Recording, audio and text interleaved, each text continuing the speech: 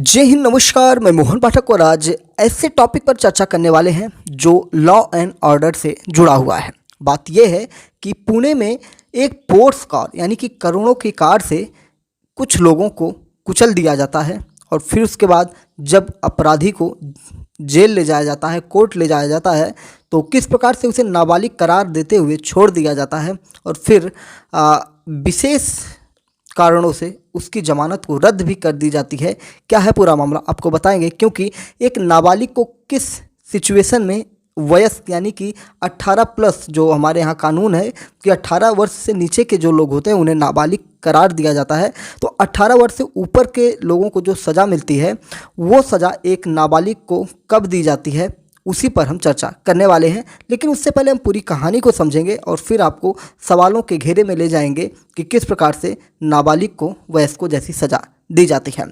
Channel पर नए हैं तो MPS हिंदी को सब्सक्राइब करके daily current affairs, news analysis के लिए हमारे साथ जुड़ सकते हैं। फेसबुक पर देख रहे हैं तो फेसबुक पेज को लाइक कर सकते हैं, फॉलो कर सकते हैं। यूट्यूब पर देख रहे हैं तो हमारे चैनल को सब्सक्राइब कर सकते हैं। बात है 18 मई की देर रात पुणे के यरवदा में स्पोर्ट्स कार से 2 इंजीनियरों को कुचलने वाला नाबालिग जुवेनाइल जस्टिस बोर्ड के सामने जब दोबारा पेश हुआ तो जुवेनाइल बोर्ड ने नाबालिग आरोपी की जमानत रद्द कर दी और उसे 5 जून तक के लिए बाल सुधार गृह भेज दिया। बोर्ड ने उसे निबंध लिखने जैसी मामूली शर्तों के साथ जमानत दे दी थी। इसके बाद सोशल मीडिया पर लोगों का गुस्सा फूट पड़ा। महाराष्ट्र के डिप्टी CM देवेंद्र फडणवीस ने पुणे पहुंचे और उन्होंने पुलिस अधिकारियों के साथ मीटिंग की। इसके बाद पुलिस ने जुवेनाइल बोर्ड को दिए एप्लीकेशन में आरोपी की उम्र 17 साल 8 महीने बताई है और उसके खिलाफ वयस्क की तरह पेश आने का निवेदन किया है। क्या आरोपी नाबालिग के खिलाफ वयस्कों की तरह केस चलाया जा सकता है? अगर ऐसा हुआ तो उसे कितनी सज़ा मिलेगी? इन सारी चीज़ों को ही हम यहाँ पे डिस्कस करने वाले हैं। पुणे स्पोर्ट्स कार एक्सीडेंट मामले में अब तक क्या क्या हुआ है, तो आपको बता दें कि आज की जो बड़ी अपडेट निकल के आई है इसमें जिस प्रकार से डॉक्टर्स के द्वारा ब्लड जो सैंपल थे उसको बदल दिया गया, क्योंकि जो कार चालक था वो खुद ही मालिक था, यानी कि उसकी अपनी खुद की कार थी और वो शराब पिए हुए था। लेकिन जब मेडिकल रिपोर्ट बनाने की बात हुई तो डॉक्टरों ने उसके ब्लड को बदल दिया था, यानी कि एक बिना अल्कोहल वाला ब्लड आगे ट्रांसफ़र कर दिया, जिससे रिपोर्ट बदल गई और ये केस जो था थोड़ा हल्का बनाने की कोशिश की गई। वहीं आरोपी के दादा ने अपने जो उनका खुद का कार चालक था यानी कि ड्राइवर था, उसे इस इल्ज़ाम को अपने ऊपर लेने की बात निकल कर सामने आई और फिर बाद में जब ये बात निकल के आई तो उसके दादा को भी गिरफ्तार कर लिया गया था। तो ये सारे घटनाक्रम इसमें हुए थे। किस प्रकार से सिलसिलेवार है ये भी आपको हम बता दें। 18 मई की रात पुणे जब अपने दोस्तों को लेकर वो कोसी पब रेस्टोरेंट में पहुंचा तो वहां पर 12वीं पास करने की खुशी में पार्टी की गई और अधिकारी मनोज पाटिल के मुताबिक रेस्टोरेंट ने सर्विस बंद कर दी थी करीब 12:10 पर। 48,000 रुपये का बिल जमा करने के बाद नाबालिग यहाँ से ब्लैक मैरियट नाम के दूसरे पब में पहुँचे। रात करीब 2:15 पर पार्टी करके वापस घर लौटते समय तेज रफ्तार उसकी स्पोर्ट्स कार ने यरवदा इलाके में एक बाइक को ज़बरदस्त टक्कर मार दी। इसके बाद क्या, बाइक पर सवार अनीस अवधिया और उनकी दोस्त अश्विनी कोष्टा की मौके पर ही मौत हो जाती है। प्रत्यक्षदर्शियों के मुताबिक बाइक पर सवार लड़की हवा में कई फीट उछलकर जमीन पर आ गिरी। टक्कर मारने के बाद पोर्स पास खड़ी एक दूसरी कार से टकरा गई। एयरबैग खुलने से आरोपी ड्राइवर बच गया, लेकिन पास खड़े लोगों ने उसे पकड़कर पुलिस के हवाले कर दिया। यरवदा पुलिस ने इस मामले में आरोपी ड्राइवर के अलावा उसके पिता, पब मालिक, बिना नंबर कार देने वाले डीलर समेत 5 लोगों को गिरफ्तार किया है। नाबालिग ड्राइवर के पिता से पूछताछ के लिए कोर्ट ने उसे 24 मई तक के लिए पुलिस कस्टडी में भेज दिया था। पुणे पुलिस ने के मुताबिक अगर हम बात करें तो यरवदा थाने में FIR संख्या 306/24 के तहत इस मामले में केस दर्ज किया गया है। आरोपी ड्राइवर के खिलाफ IPC की 2 धाराओं में केस भी दर्ज किया गया था। IPC की धारा 185 के तहत शराब पीकर गाड़ी चलाने का मामला दर्ज किया गया है। IPC की धारा 304 यानी कि गैर इरादतन हत्या का मामला भी दर्ज किया गया है। 17 साल 8 महीने के आरोपी ड्राइवर ने पुलिस को बताया कि उसके पिता को बिना लाइसेंस गाड़ी चलाने के बारे में पता है। इसी आधार पर उसके पिता को भी गिरफ्तार किया गया है, क्योंकि आपको पता है कि हमारे देश में नए कानून आए हैं और अगर नाबालिग किसी भी प्रकार से गाड़ी चलाता है और पकड़ा जाता है तो उसके परिवार के लोगों को, उसके माता पिता को भी आरोपी बनाने के कई प्रावधान किए गए हैं। तो पुलिस ने आरोपी के पिता के खिलाफ जुवेनाइल जस्टिस अधिनियम की धारा 75 यानी बच्चे की जानबूझकर उपेक्षा करने और धारा 77 बच्चे को नशीली शराब या ड्रग्स की आपूर्ति करने के जुर्म में मुकदमा किया है। इसके अलावा मोटर व्हीकल एक्ट की धारा 199 ए भी इस केस में जोड़ी गई है। अब सवाल बनता है कि कोर्ट ने 17 साल के आरोपी को किन शर्तों के साथ जमानत दी थी और फिर क्यों उसको वापस बुला लिया। तो पुलिस ने आरोपी नाबालिग को जुवेनाइल जस्टिस कोर्ट में पेश किया, जहां 5 घंटे के अंदर ही उसे जमानत दे दी गई। कोर्ट ने आरोपी को जमानत देने के लिए कुछ शर्तें रखी थी। 5 मुख्य शर्तें वो हैं जिनमें लड़के को 15 दिन के लिए यरवदा में ट्रैफिक पुलिस के साथ काम करना होगा। साथ ही ट्रैफिक नियमों को समझने के बाद एक रिपोर्ट तैयार कर RTO को सौंपनी होगी। सड़क दुर्घटनाओं पर 300 शब्दों में एक निबंध लिखना होगा। शराब पीने की आदत का इलाज मनोचिकित्सक से कराना होगा और उसे काउंसलिंग भी करानी होगी। अगर भविष्य में वह कोई दुर्घटना देखे तो उसे दुर्घटना पीड़ितों की मदद करनी होगी। 7,500 रुपये के एक पर्सनल बॉन्ड और दूसरी सिक्योरिटी बॉन्ड भरने होंगे। जब ये मामला इस प्रकार से बाहर निकलता है और इसमें बहुत सारी बातें होती हैं कि इसमें निबंध लिखने की भी बात की गई थी कि इसके हिसाब से उनको छोड़ दिया गया। फिर ये मामला तूल पकड़ता है और सोशल मीडिया और बाकी जगहों पर इन शर्तों को लेकर लोगों का गुस्सा देखते हुए फिर महाराष्ट्र पुलिस ने जुवेनाइल जस्टिस अधिनियम की धारा 104 के तहत रिव्यू पिटीशन दायर कर कहा कि आरोपी नाबालिग को ऑब्जर्वेशन होम भेजा जाए या फिर रिमांड पर दिया जाए।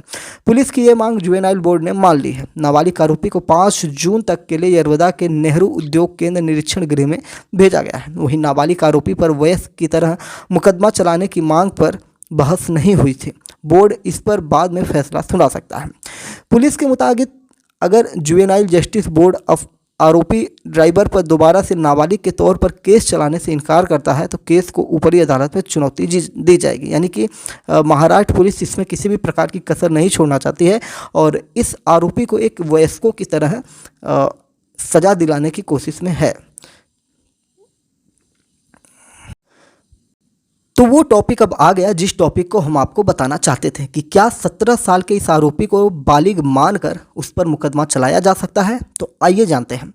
इसमें अगर हाँ और ना में हम आपको जवाब दें तो बिल्कुल 17 साल के आरोपी नाबालिग को बालिग मानकर मुकदमा चलाया जा सकता है। तो ये बिल्कुल सही बात है, चलाया जा सकता है। लेकिन कैसे मामलों में? एक जघन्य मामलों में। जैसे जघन्य मामलों में ऐसा हो सकता है, पुणे में आरोपी ने पहले शराब पी और फिर तेज रफ्तार कार से 2 लोगों को कुचल दिया।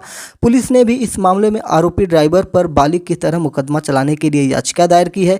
लेकिन कानूनी तौर पर मामला कहाँ फंस रहा है ये समझने के लिए जुवेनाइल जस्टिस कानून के बारे में जानते हैं। तो आइए जानते हैं कि 16 साल की उम्र में अपराध करने वाले नाबालिगों के लिए देश में जुवेनाइल जस्टिस अधिनियम 1986 के तहत कानून था। इस कानून को साल 2000 में बदला गया और इसमें उम्र की सीमा 16 साल से बढ़ाकर 18 साल कर दी गई। हत्या, देशद्रोह, जानलेवा हमला करने वाले नाबालिगों को भी बाल अपराधी मानकर उनके खिलाफ जुवेनाइल जस्टिस एक्ट के तहत कार्रवाई की जाती थी। दिसंबर 2012 में दिल्ली निर्भया केस में एक आरोपी की उम्र 17 साल थी। इस जघन्य अपराध को अंजाम देने वाले इस आरोपी को बाल सुधार गृह में रखा गया था। बाकी अपराधियों के खिलाफ IPC की धाराओं में केस दर्ज हुआ था। इससे लोगों में भयानक गुस्सा आया था। उस समय की महिला एवं विकास मंत्री मेनका गांधी ने इस कानून में बदलाव के लिए पूर्व जस्टिस JS वर्मा के नेतृत्व में एक कमेटी बनाई थी। हालांकि इस कमेटी ने जुवेनाइल जस्टिस के तहत उम्र की सीमा 18 से घटाकर 16 करने का विरोध किया था। ठीक है, तो आपको बता दें जो उस समय की महिला एवं बाल विकास मंत्री मेनका गांधी थी, इन्होंने ही अभी हाल में आपने देखा होगा कि एक यूट्यूबर था और जो कि बिग बॉस विनर भी था, उसके ऊपर भी इन्होंने कई आरोप लगाए थे और फिर उसके बाद उसकी गिरफ्तारी भी करवाई थी। और इस प्रकार के सामाजिक कार्य करती रहती हैं। वो भी जो था स्नैक से वो यानी कि सांप के जहर से वो सब किसी भी तरह से उसका क्या करते थे, सेवन करते थे, यानी सी नशीले पदार्थ की तरह उसका सेवन करते थे। 2015 में जस्टिस वर्मा कमेटी के सिफारिशों को ध्यान में रखकर ही इस कानून में बदलाव किया गया। इस कानून में एक नया प्रावधान CCL यानी कॉन्फ्लिक्ट विद लॉ जोड़ा गया।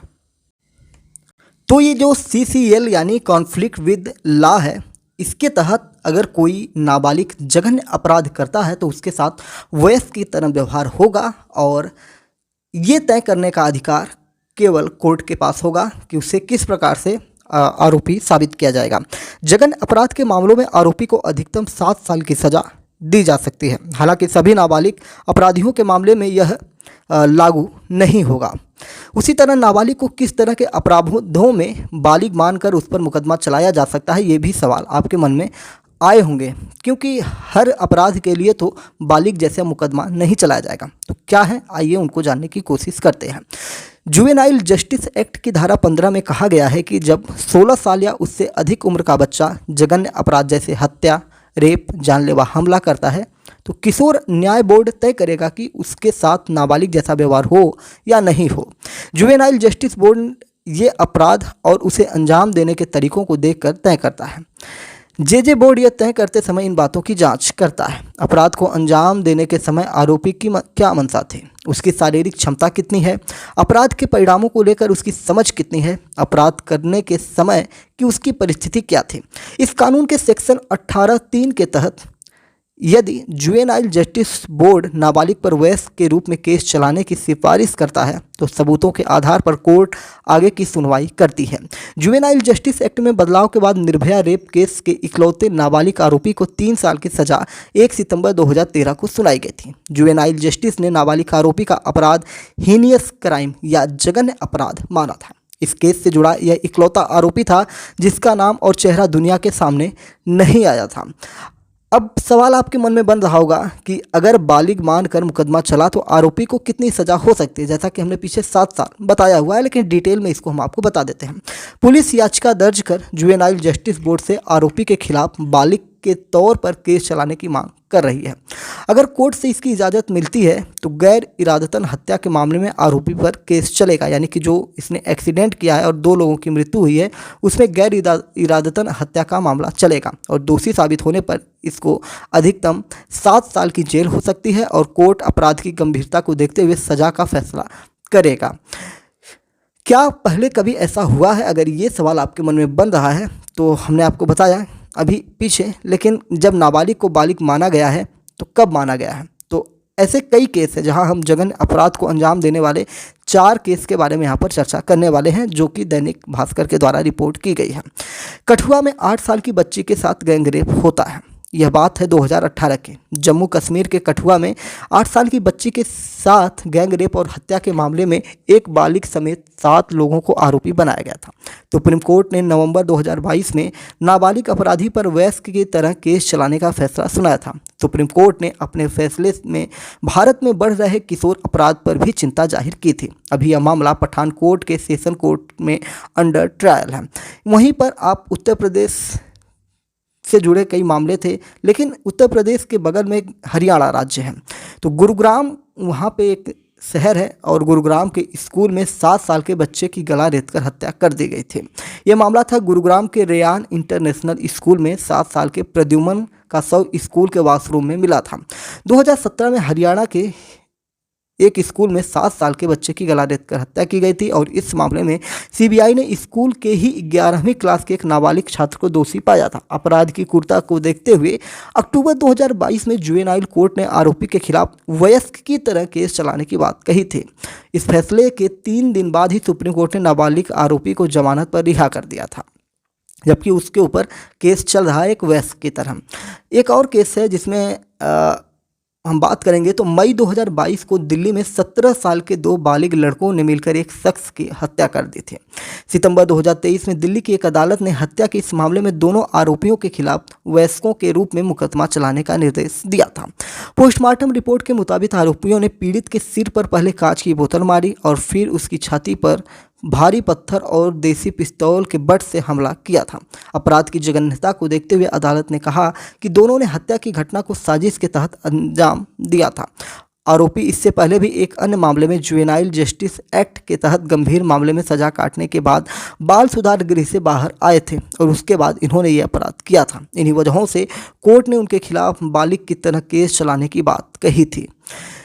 उसी तरह एक और मामला निकला था। घटना है जून 2017 की। ये घटना है हैदराबाद में। हैदराबाद में 17 साल का एक बालिग 17 साल का एक नाबालिग खेलने के बहाने 10 साल के एक बच्चे को लेकर पास के ही सरकारी स्कूल की छत पर गया, जहां आरोपी ने बच्चे के साथ अप्राकृतिक तरीके से रेप किया और फिर लोहे की पाइप उसके सिर पर मारी, उसकी हत्या कर दी। इतना ही नहीं, नाबालिग ने 8 दिनों तक शव को छिपाकर भी रखा। इस मामले में आरोपी को बालिग की तरह सजा सुनाई गई थी। तो एक नाबालिग के द्वारा एक 10 साल के बच्चे को छत पर ले जाया जाता है, उसके साथ कुकर्म किया जाता है और फिर उसकी हत्या कर दी जाती है और उसके ऊपर भी वयस्कों की तरह केस चलाया जाता है। हैदराबाद की कोर्ट ने आरोपी को पोस्को एक्ट आईपीसी की विभिन्न धाराओं के तहत दोहरे आजीवन कारावास की सज़ा सुनाई थी, यानी कि ये सबसे बड़ी सज़ा आप इसको मान सकते हैं।